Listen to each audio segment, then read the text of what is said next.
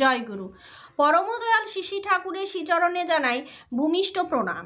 আপনাদের প্রতি প্রত্যেককে জানাই রানন্দিত জয়গুরু। তো যখনই আমাদের ফাড়া আসে, দুর্যোগ আসে, তখন আমরা সেই বিপদ থেকে, মহা বিপদ থেকে পরিত্রাণের পথ খুঁজি। কিন্তু যারা পরমদয়ালকে ভালোভাবে চেনেন এবং পরমদয়ালের যারা খুব কাছের, তাদের পরিত্রাণ পাবার কৌশল তারা সহজেই খুঁজে পান, কারণ তারা ঠাকুরের যে সাড়া, সেই সাড়া বুঝতে পারেন। তো এমন কিছু বিষয় আছে যেগুলোকে আমাদেরকে মাথায় রাখতে হয়, কিন্তু ঠাকুরের কাছে দিলেই যে ঠাকুরের দয়া পাওয়া যায় এমনটা নয়। ঠাকুরকে দিলে ঠাকুরের সঙ্গে আপনার ট্রানজ্যাকশনটা ভালো থাকে, তার যে প্রত্যেকটা কথা, তার যে প্রত্যেকটা সাড়া, সেটা আমরা শুনতে পাই। তার জন্য ঠাকুরের সঙ্গে যোগাযোগ রাখতে হয়। তো আজকে আমাদের এইটাই আলোচনা যে পরমদয়াল শিশি ঠাকুরকে কি নিবেদন করলে আমাদের বিপদ থেকে আমরা পরিত্রাণ পাই। প্রথমত ঠাকুর আমাদের বললেন স্বস্ত্যয়নীর চরণামৃত খেতে। কিভাবে স্বস্ত্যয়নীর চরণামৃত খাবো, কিভাবে চরণামৃত করব, সেই সমস্ত কথা আমি কিন্তু আগের আলোচনায় আপলোড করেছি, আপনারা চাইলে দেখে নিতে পারেন। আমাদের যেটা করণীয় সেটা হচ্ছে খুব ভালো মতো করে ইষ্টভৃতি করা। ইষ্টভৃতি করলে আমরা সহজেই মহা বিপদ থেকে পরিত্রাণ পেতে পারি। তাই আমাদের খুব ভালো করে আগে ইষ্টভৃতি করতে হয়। দেখুন, আপনার ঠাকুর আপনাকে একটা বাণী, ঠাকুর আমাদের প্রত্যেককে একটা বাণী দিয়েছেন যে অভাব যখন মারবে ছো, যা জুটে দিস পাবি জো। অভাব থেকে পরিত্রাণের উপায় দিলেন ঠাকুর, যে কাউকে কিছু দিতে হবে। যখন আপনার অভাব হবে, বিশেষ করে টাকা পয়সার অভাব হবে, তখন খাওয়া দাওয়ার অভাব হবে, তখন ওই অভাবের মধ্য থেকেও কাউকে কিছু দিতে হবে। আর অভাবের মধ্যে থেকে দেওয়া কিন্তু চারটিখানি কথা নয়। ঠিক সেরকমভাবে এই মহা বিপদ থেকে পরিত্রাণের একটা রাস্তা আছে। এই ভাড়া কাটানোর একটা রাস্তা আছে। এই ভয়ঙ্কর বিপদ থেকে পরিত্রাণের একটা রাস্তা আছে। একই কথা বারংবার আপনাদের সামনে কেন ইউজ করলাম সেটা আমি একটু পরে বলছি। মহা বিপদ, একদম মারা যাওয়ার কেস, এরকম থেকেও মানুষ কিন্তু পরিত্রাণ পেয়েছেন কেবলমাত্র নিবেদন করায়। ঠাকুরের প্রত্যেকটা ইশারা আমাদের বুঝে নিতে হয়। এই ইশারাকে কে বুঝতে পারে?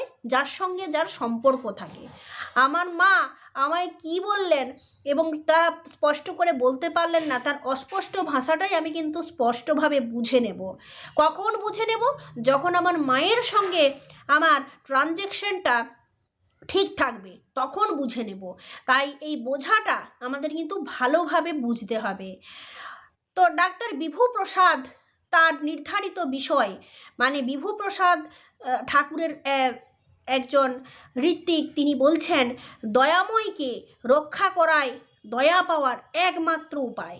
এ বিষয়ে চর্চা করতে গিয়ে তিনি বললেন যে ভগবান জগন্নাথের হাত নেই, ভক্ত তাকে আঁকড়ে ধরে তার পথে চললে তার দয়াকে অনুভব করে। আমি একদিন যাজন চৌকিতে বসে আছি, হঠাৎ একজন অচেনা গুরুভাই এসে ওড়িয়া ভাষায় বললেন, আপনি গুরুকে লোহা দান করুন, আপনার ভালো হবে।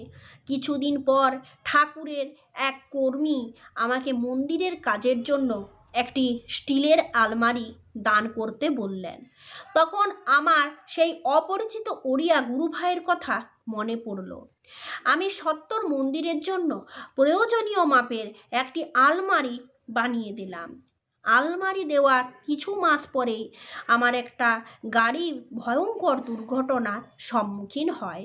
গাড়ির দুমড়ে যাওয়া অবস্থা দেখে সকলে আশ্চর্য হয়ে ভাবতে থাকলো যে এই গাড়ির ভিতর বসে ড্রাইভার সহ আমি কিভাবে জীবিত রয়ে গেলাম।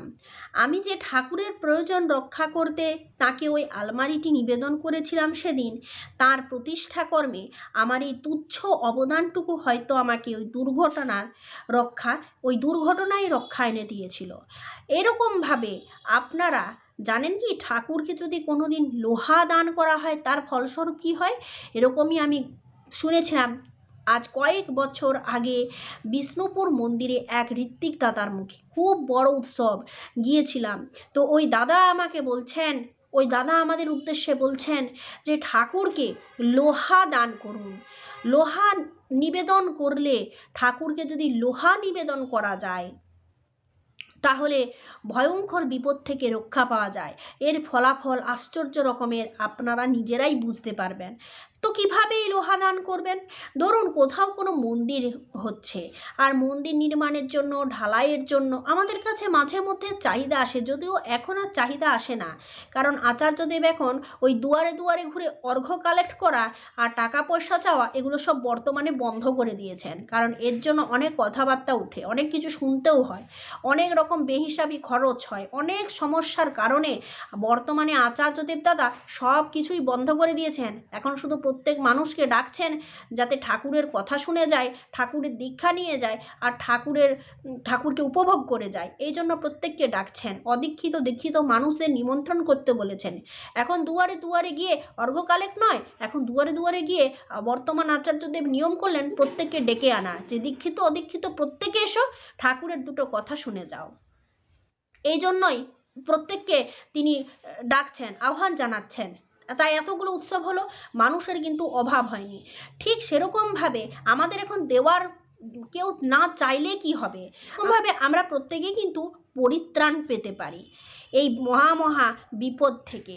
তাই ঠাকুরের চাওয়া আসুক বা না আসুক, সুযোগ বুঝে আমরা যদি একবার কোনো কিছু ঠাকুরের চাহিদা মতো নিবেদন করে দিতে পারি, সেক্ষেত্রে কিন্তু আমাদেরই মঙ্গল, আমাদেরই লাভ।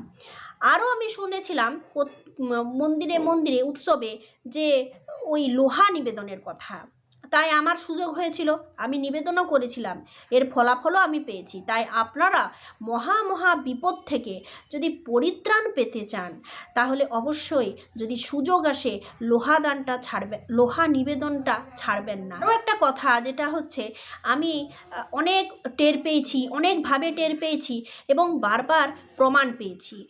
একবার আমি খুব বিপদে পড়েছি, তো হঠাৎ করে এত মহাবিপদ থেকে কিভাবে পরিত্রাণ পাবো? তখন আমার কাছে কিন্তু ঠাকুরের চাওয়া এসেছে, আর আমি সত্তরই তা দেওয়ার চেষ্টা করেছি এবং দিয়েওছি। তাই যখন আপনাদের বিপদ আসবে এবং আপনাদের দুর্ঘটনা হবে, তখন ঠাকুরকে আরও ভালোভাবে আঁকড়ে ধরুন। দুর্ঘটনা এবং মহাবিপদের চাপে ভয়ের আমরা কি করি, ঠাকুরকে আগে ছেড়ে দিই, আর বলি ঠাকুরকে এত পুজো করলাম, এত কিছু ঠাকুরকে দিলাম, কিন্তু ঠাকুর আমার কিছুই করলেন না, এরকম বলি। কিন্তু যারা সস্তয়নী আছেন, তাদের এই মন্ত্র, ঠাকুরের দেওয়া এই সস্তয়নী ব্রত খুব পাওয়ারফুল।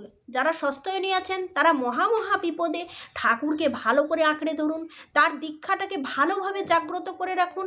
আর এটার জন্য ঠাকুর আমাদের দিয়ে গেলেন সেই বিশেষ নিয়ম, ইষ্টভৃতি। সেই ইষ্টভৃতিটাকে মন প্রাণ দিয়ে করুন, সঠিক সময়ে তা ঠাকুর বাড়িতে প্রেরণ করুন।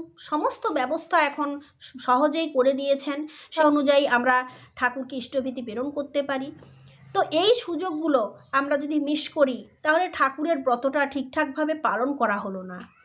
তাই একথাও আমরা যে ডিপি ওয়ার্কসের কর্মীদের মুখে শুনতে পাই যে এই যখন বড় বড় উৎসব হয় তখন খাওয়ানো হয় যে ভান্ডারার প্রসাদ, লক্ষ লক্ষ মানুষ এসে খেয়ে যায়, দীক্ষাও নিয়ে যায় চাপে পড়ে, কিন্তু তারা আর পালন করে না। কিন্তু সেই লিস্ট আজ কিন্তু পূজনীয় অবিন্দার হাতে। আমরা জানি কারা খিচুড়ি খেয়ে চলে গিয়েছে, কিন্তু তারা পালন করেননি। এরকমও লিস্ট আছে, কিন্তু তাদের বাড়িতে আমরা যেতে পারি, তাদের সঙ্গে কথা বলতে পারি, কেন তারা পালন করেননি। আসলে অ্যাকচুয়াল তাদের কাছে পৌঁছানো হয়নি, তারা জিনিসটা ভুলে গেছেন এবং সেই সম্পর্কে তাদের আইডিয়াই নেই। তারা শুধু খেয়েছেন আর চলে এসেছেন, এমনও গ্রামে গঞ্জে মানুষ আছে। তো তাদের সাথে কথা বলতে হয়। আর ভাড়া, বিভিন্ন রকমের গ্রহদোষ, এগুলো কাটানোর জন্যে পরমদাল আমাদের নিয়ম দিলেন যে ভালোভাবে নাম ধ্যান করলে আমাদের ভাড়া কেটে যায়, বিভিন্ন রকমের গ্রহের দোষ কেটে যায় এই ধ্যান করলে। চরণামৃত খেতে বললেন, এতে করে শরীর মন ভালো থাকে। তাহলে আমরা শুধু শুধু কেন দুশ্চিন্তা করব? ঠাকুরের ওপর সমস্ত কিছু ছেড়ে দিয়ে নিশ্চিন্ত হওয়া যায়। তাই ঠাকুর করতে হয়, তবে নির্ভয় হওয়া যায়। তাকে নিশ্চিন্ত হয়ে সব কিছু তার উপর ছেড়ে দেন, দেখবেন সব কিছু থেকে আপনি পরিত্রাণ পেয়ে যাচ্ছেন। বিভিন্ন রকমের সুযোগ কৌশল আপনার মাথায় আসছে, অন্য কারো মাথায় আসছে না, কারণ ঠাকুরের সঙ্গে আপনার যে ঘনিষ্ঠ সম্পর্ক তারই ফলাফল এটা। যাই হোক, আপনারা সুস্থ থাকুন, ভালো থাকুন, আর পরম দয়ালের কাছে অপরের জন্য মঙ্গল কামনা করুন। সমস্ত বিপদ থেকে, সমস্ত ভাড়া থেকে, জঞ্জাল থেকে, সমস্ত যন্ত্রণা থেকে আপনারা মুক্ত হবেনই। কিন্তু যত আপনার অসুবিধা হবে তত তাকে আঁকড়ে ধরুন, যত আপনার অভাব হবে, যত আপনার বিপদ আসবে, আপনারা তাকে আগে আঁকড়ে ধরুন, আরও জোর করে সুন্দরভাবে নির্ভুলভাবে সস্তৈনী ব্রত পালন করুন। দেখবেন আস্তে আস্তে সব ঠিক হয়ে গেছে, আর পরম দয়াল একবারে আপনার হয়ে গেছে। তাই তার সঙ্গে সম্পর্কটা যাতে ঘনিষ্ঠ হয়, গভীর হয়, সেই চেষ্টা করুন। আজ প্রসঙ্গে এইটুকুই। আপনারা সকলে সুস্থ থাকুন, ভালো থাকুন। জয় গুরু।